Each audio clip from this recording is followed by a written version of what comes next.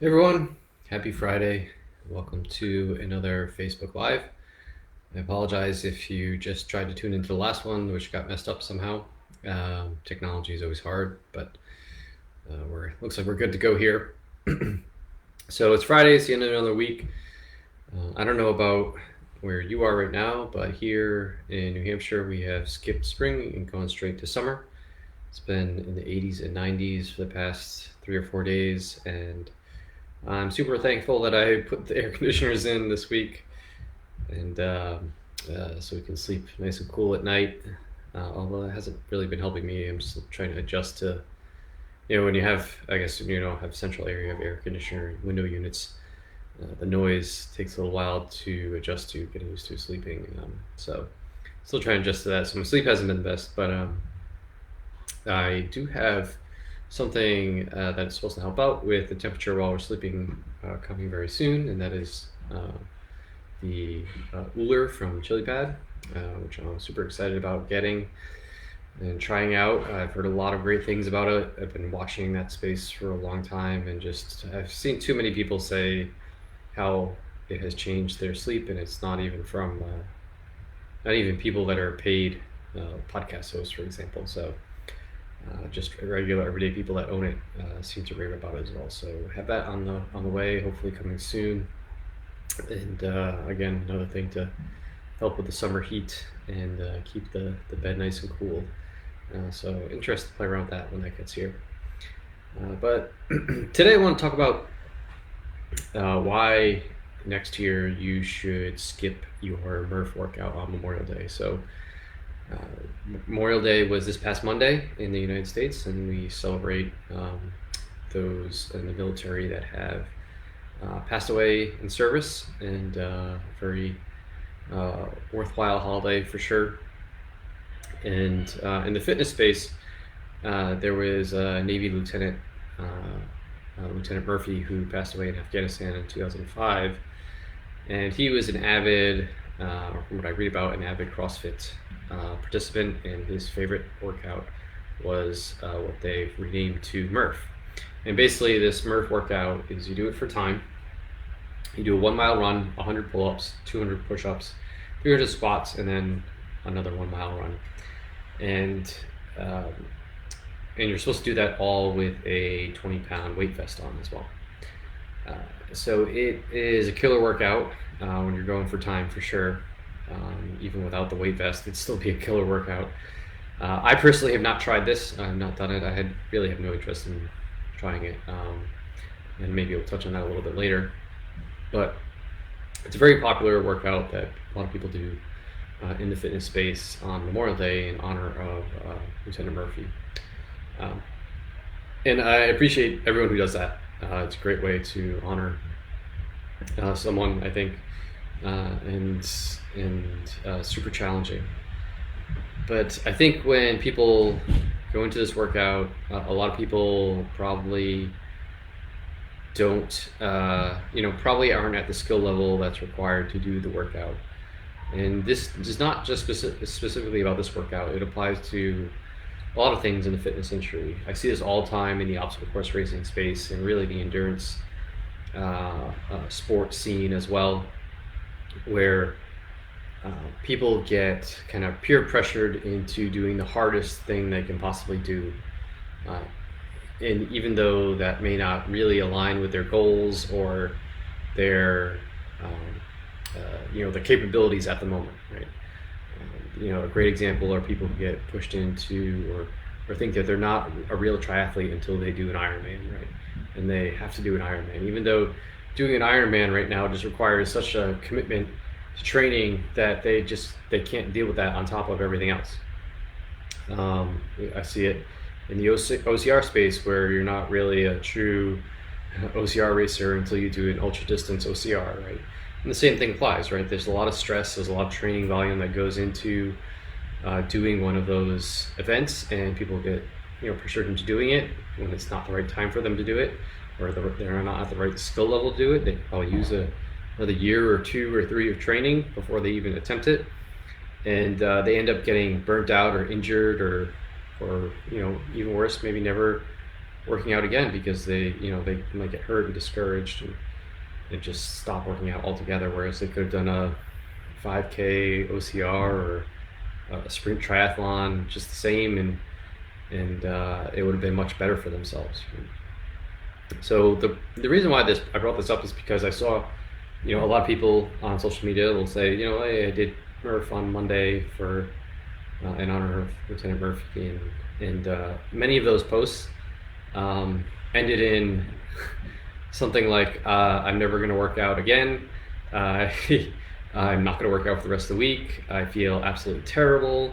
I saw a couple of posts in the low carb kind of athlete groups that I belong to. People just are in the middle of transitioning to a low carbohydrate diet, and they attempted something like Murph, which is not something you should do really at all on a low carb diet. It's a highly glycolytic workout. When you're going for time, right, you're doing it right. Or you're doing, I shouldn't say right, you're doing it the way that workout was prescribed.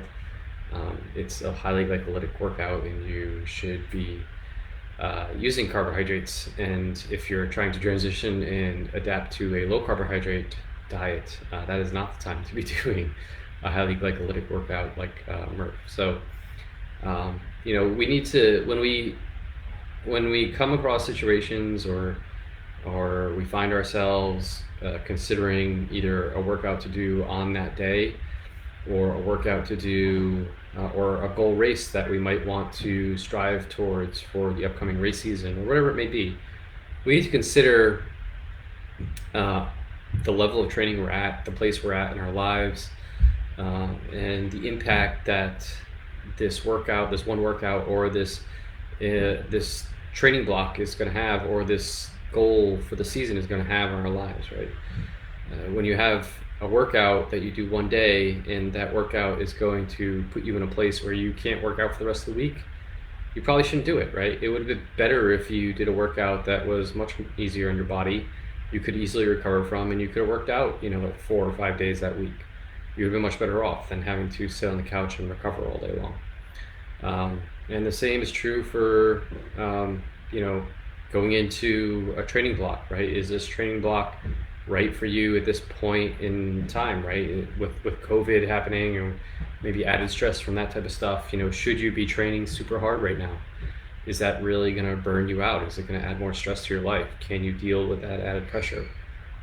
We should be asking ourselves this as we, on a day-to-day basis, on a month-to-month basis, and a season-to-season basis. Should my goal be to do an Ironman distance triathlon, or should it be to do an ultra distance 100-mile race, or should it be to just do a couple sprint triathlons, or do a couple 5Ks, or do some maybe half marathon distance OCR races?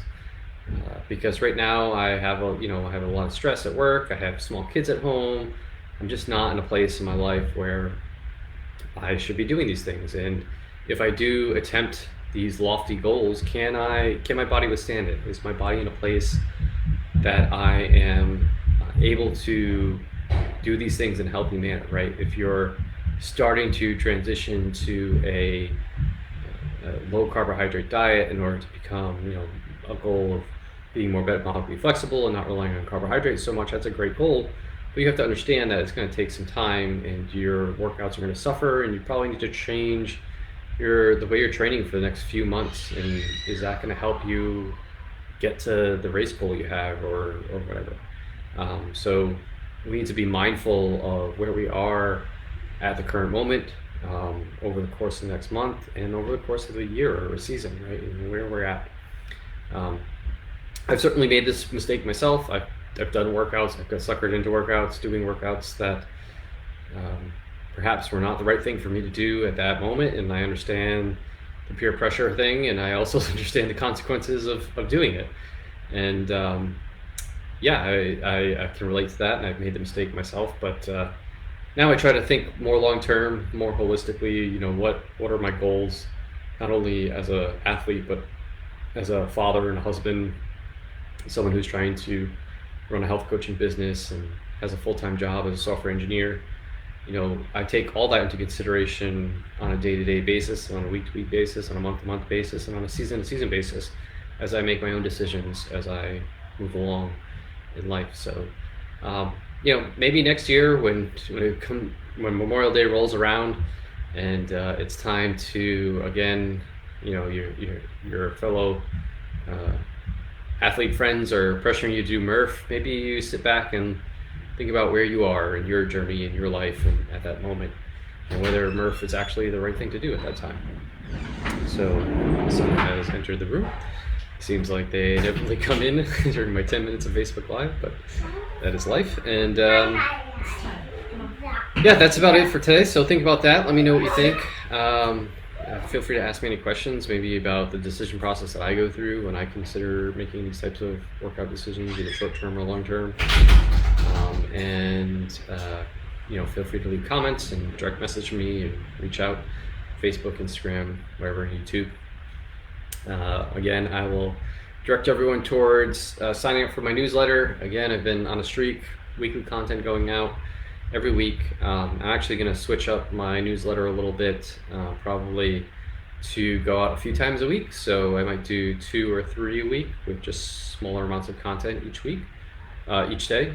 So look out for that change. I might do it next week or week after, but I'm probably going to change the cadence a little bit and play around with that. I hope people don't mind getting 2 or 3 emails from me a week. I promise they'll still be useful.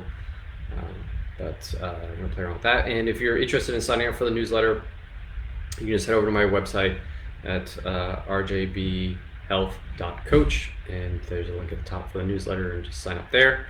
And I think that's about it for now. If you want to talk, chat, please reach out. Let me know, and happy to talk. And with that, I'll say have a good weekend with everyone. Stay cool and do something fun this weekend. Talk to you next week.